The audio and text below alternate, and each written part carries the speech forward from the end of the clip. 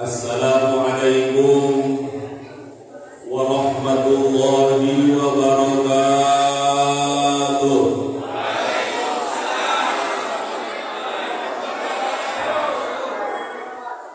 Alhamdulillah. Bahagia itu untuk kita ahli surga. Amin ya rabbal alamin. Kita lepas dulu ya. Ini hujan luar biasa. Semoga memberikan manfaat untuk kita.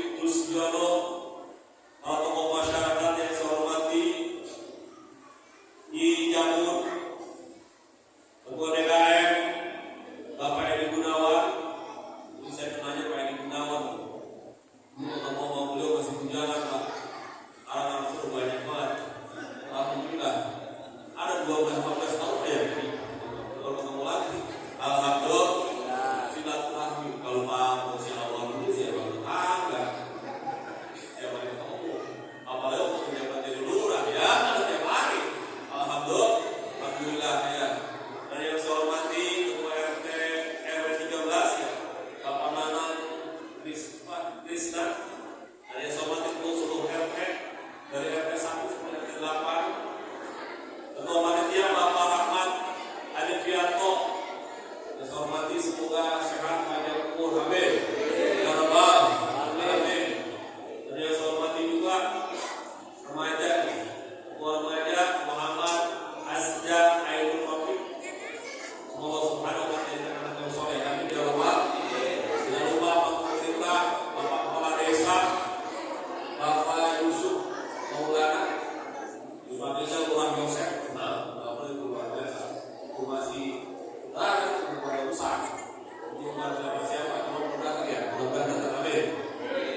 Dan juga yang diundang juga Gus Hasan, itu saudara Dewan dari PKB. Mudah-mudahan juga datang, tapi karena dalam pertolongan dan sehat. Tapi alhamdulillah kita sudah terobati dengan datangnya Pak Wasi Allah beri semua banyak kepercayaan. Amin ya Rabbal. Ketua Majelis Taklim, ibu-ibu yang saya hormati, semoga istiqomah. Amin. Sabar ya Bu, ngurus ibu-ibu begitu. Kadang-kadang kalau orang tanya ada pundung. Tapi alhamdulillah semoga jihadnya diterima Allah Subhanahu wa ta'ala.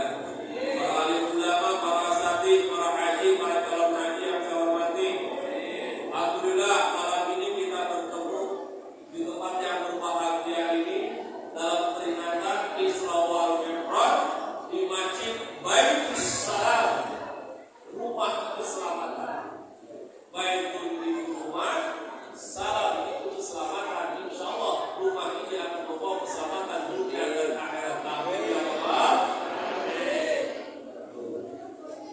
Alhamdulillah dikasih tema ini membentuk generasi rabbani beriman dan berakhlak.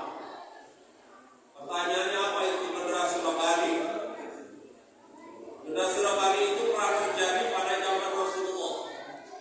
Alhamdulillah. Dengan ciri-ciri beriman, berakhlak, berkeyakinan yang kuat, dan selalu ingin baik di depan. Makanya Islam sampai ke Nusantara. Bu, Pak, Islam lahir di tanah Arab sampai ke Nusantara karena generasinya generasi Rabbani. Apa itu generasi Rabbani? Generasi yang memang betul-betul beriman, bertakwa kepada Allah Subhanahu wa ta'ala. Lantas, apa hubungannya dengan peristiwa Isra wal Mi'raj? Nah, ini kita kaji, Pak. Pak, kalau bicara Isra Mi'raj, ya, apalagi Isra Mi'raj, ini kajiannya bukan kajian lagi tematik. Ini bicara sesuatu yang irasional. Tahu irasional? Ketika ada bahasanya, apa Ustaz irasional? Orang masuk akal. Irasional itu gak masuk akal. Sebab perjalanannya dari Masjid Haram ke Masjid Aqsa ke Sidratul Muntaha itu diberitakannya lailan. Lailan itu diperkirakan para ulama menjelaskan itu di antara jam 2 sampai subuh. Jadi bukan habis isya. Jam 2 sampai prosesnya panjang. Jamaah rahimahumullah. Sekarang kita cerita dulu dari hadis yang diterangkan oleh Barok ketika menafsirkan firman Allah dalam surat Al-Isra ayat 1. A'udzubillahi minasyaitonir rajim. Bismillahirrahmanirrahim.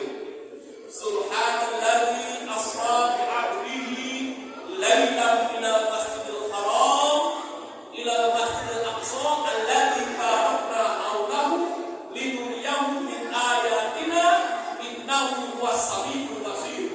Subhanallahu alazim. Kalimat yang pertama itu kalimat subhana. Maha suci Allah. Jamaah rahimahumullah, ketika Allah menjelaskan sesuatu yang irasional, yang orang masuk akal, itu pasti diawali dengan kalimat subhana. Kenapa? Karena kuasa Allah. Manusia tidak punya kuasa. Pengen kaya banget, hebat banget,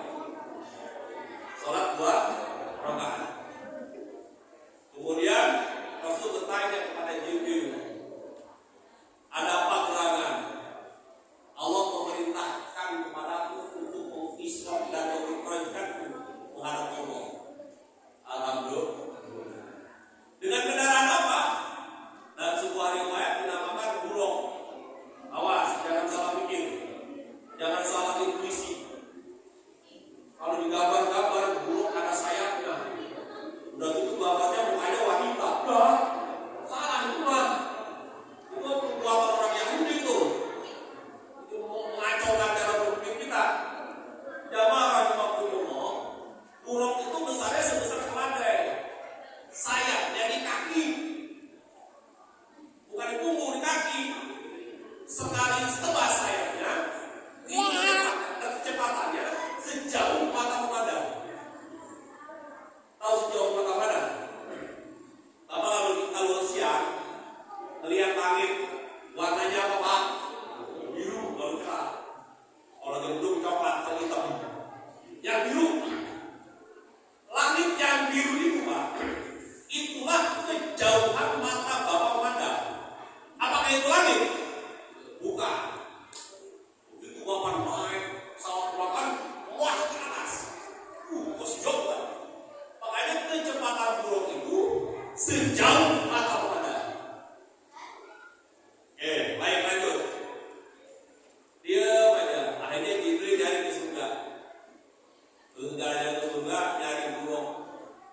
Yang lain pada gembira, pada bahagia, lagi semua lagi sini terbang. Ada satu burung, ada butet, rukun. Tahu rukun. Kalau kasih bilang kalau hujan-hujan begini nih, daripada ngaji di masjid, mendingan merukut di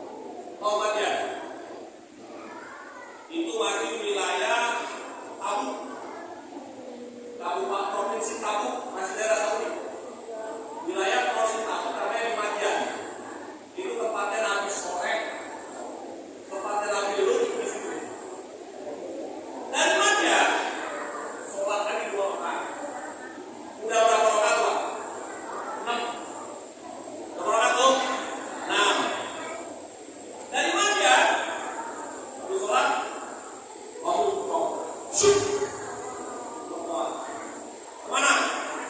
Ke Tursina. Apa? Tursina. Di Tursina itu tempat apa?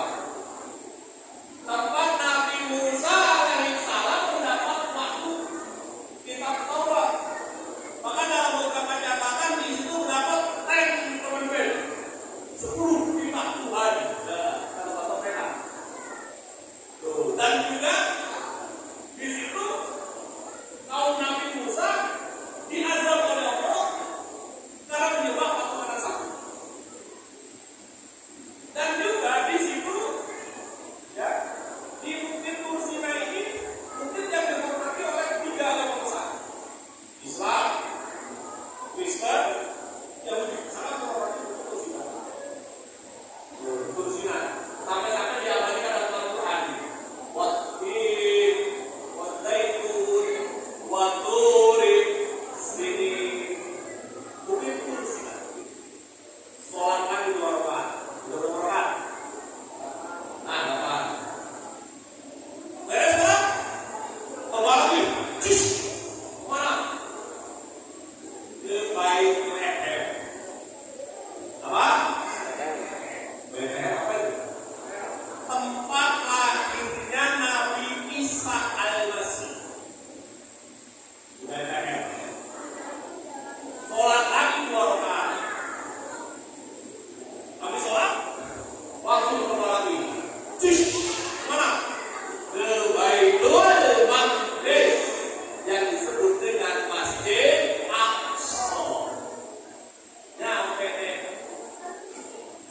Di Masjid Aqsa, sholat lagi Rasulullah 2 rakaat. Jadi berapa tuh? 12. Pas kan? Makanya disunahkan malam 27 Rajab itu sholat sunat sebanyak 12 rakaat. Niatnya apa Ustaz? Ya niat sholat malam 27 Rajab.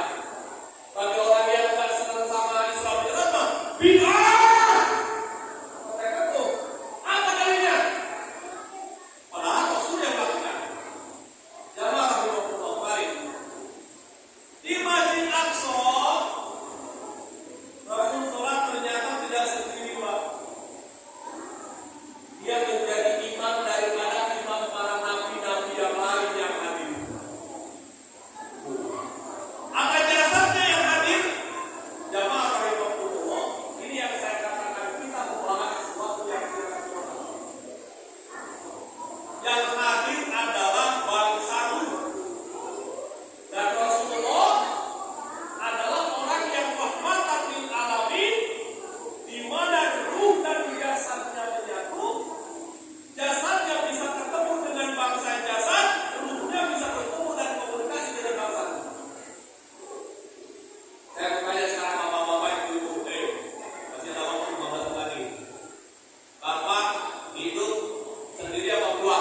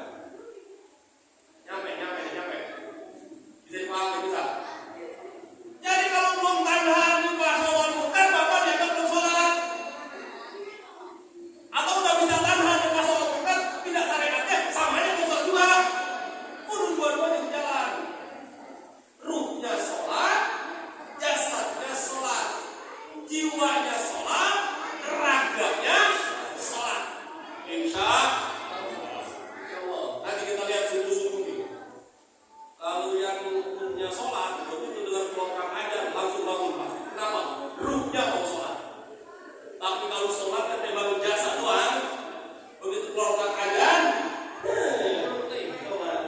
Nah, masih ada setengah jam lagi. Udah pas bangun, Ustaznya udah wiridan, udah amin. Ah, baru amin, ntar lagi. Berarti sholatnya baru biasa lewat. Sebab apa? Ruh nggak bohong. Ruh itu jujur, Pak. Bahkan ruh bapak-bapak ibu lebih muda dari wajahnya. Bapak dia orangnya putih, ruhnya lebih muda. Secara tampilan, walaupun secara umumnya tua, umur zaman agama itu udah baru. Tapi wajahnya lebih muda dari wajah dunia kita. Nah, makanya ibu itu kalau mimpi, pasti mimpinya di kampung masih kecil. Jarang mimpi seusia kayak gini. Nah, itu adalah mimpinya kayak gitu. Jamaah rahimahullah, kembali, jangan jauh-jauh Pak, capek. Kembali kepada syariat. Nah ini, jadi ingat, kemana aja Rasulullah menepi ketika perjalanan menuju Masjid Aqsa? Satu, mana? Yasin, Madinah, terus Madian, terus Medina, terus Bethlehem, terus Baitul Maqdis. Jadi ada 6 tempat startnya dari Mekah.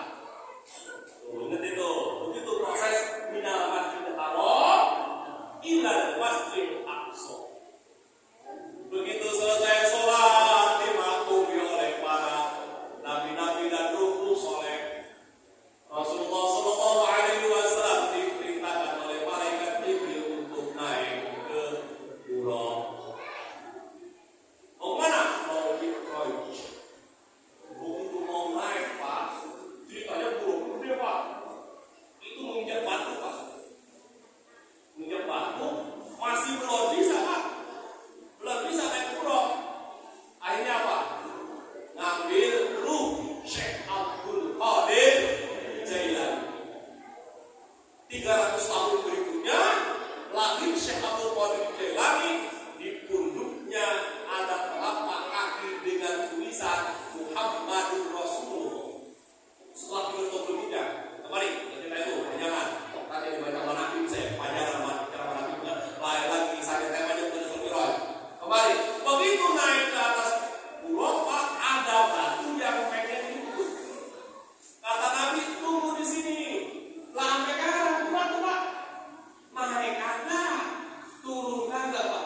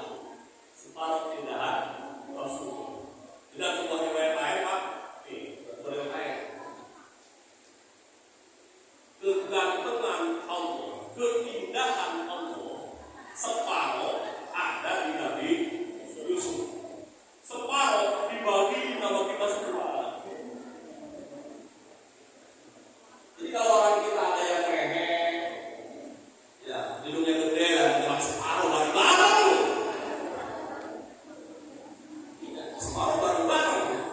Ya Allah, wajar. Tapi berbahagialah bagi yang presek. Dari arah pada maju Pak, dari arah geser Pak ke India pindah ke Cina, Cina pindah ke kita, habis nih maju-maju Pak. Kita datang, lalu maju-maju Pak, untuk negara Indonesia, para mehe, wajar ya. Pak, itu dengerin, bersyukurlah bagi orang yang punya hidung mehe. Kenapa? Karena tidak akan ada hidung mancung kalau tidak ada hidung mehe. Bapak-bapak bersyukurlah jadi orang yang kurang ganteng. Kenapa? Karena tidak akan ada orang yang ganteng kalau tidak ada orang yang jelek. Hidup jelek. Bersyukurlah jadi orang miskin. Karena tidak ada orang kaya kalau tidak ada orang miskin. Hidup miskin. Nah, dewan juga kalau di guru yang pertama mau berapa? Zaman sekarang aja bersuara lain. Kalau orang yang kecil, orangnya dia menolak. Nah, jamaah harus dibawa kembali. Nah itu komentar Rasulullah di lain ketika para Nabi Yusuf seperti itu. Tapi ingat, awas jangan salah akidah. Jangan bapak kira kemudian Nabi Muhammad tidak lebih ganteng dari Nabi Yusuf. Justru yang paling indah adalah wajah Nabi Muhammad Sallallahu Alaihi Wasallam. Sallallahu Muhammad. Jamaah rahimakumullah. Selesai dari Nabi Yusuf, naik lagi buruk. Naik Pak, lagi tidak berubah. Ketemu Nabi Harun Pak. Dan komentar, naik lagi, Pak kopinya. Sudah punya 11. Dan nasi kuning dulu, kuning. Nah, berikutnya, lagi berikutnya, ketemu sama Nabi Musa. Ya, ketemu sama Nabi Musa. Agak Nabi Idris dulu. Nah, di langit yang ke-6 ketemu Nabi Musa. Di langit yang ke-7 ketemu Nabi Ibrahim Khalilullah. Sampai di situ kemudian ada yang namanya Sidratul Muntaha. Sidratul Muntaha ini sebuah pohon. Bahkan Rasulullah dalam kisah hadis riwayat Muslim, di sana ada makhluk Allah yang namanya Al-Qalam. Apa? Al-Qalam. Al-Qalam itu setiap hari kerja, tidak pernah absen, tidak pernah raso. Al-Qalam itu pulpen. Itu makhluk Allah Al-Qalam. Setiap hari kerjaannya nulis. Sampai kata Rasulullah, suara goresan tulisan di daun Sidratul Muntaha. Jadi Sidratul Muntaha ini sebuah pohon besar. Dalam bahasa sekarang namanya pohon bidara. Pohon bidara tahu? Itu pohon Sidratul Muntaha. Daunnya banyak, satu daun itu satu nama. Jadi kalau misalkan dia jatuh, di bawah ada malaikat. Dia ada malaikat. Oh, si Anu harus ditengok, jemput, langsung innalillahi wa inna ilaihi raji'un. Daun itu daun. Makanya kalau daun itu tiba daun yang lain, orang yang punya nama tersebut di dunia kupingnya akan bunyi. Nah, itu tandanya daun itu tiba. Maka perlu baca apa? Ada doanya, orang yang berdoa. Allahumma sholli ala Sayyidina Muhammad wa ala ali Sayyidina Muhammad. Allah. Artinya daun itu ketiba nama dia. Udah, kalau saya langsung pikirin siapa yang mati ya? Langsung dalam 2 jam langsung di masjid.